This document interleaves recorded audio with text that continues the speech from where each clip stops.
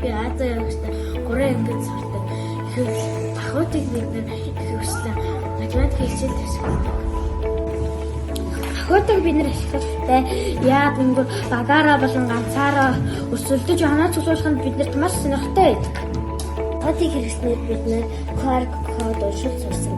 Нэрээ зөв бичиж олон даалгавар гүйцэтгэж гэж хурдан мөртлөөд хийсэн даалгавраа хамгийн зөв хийж хамгийн өндөр оноог авдаг нь биднэрт хамгийн их сонирхолтой байдаг.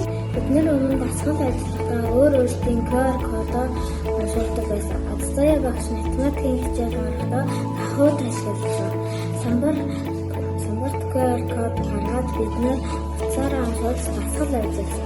Одоо бид нэр хоёуланг нь ашигладаг.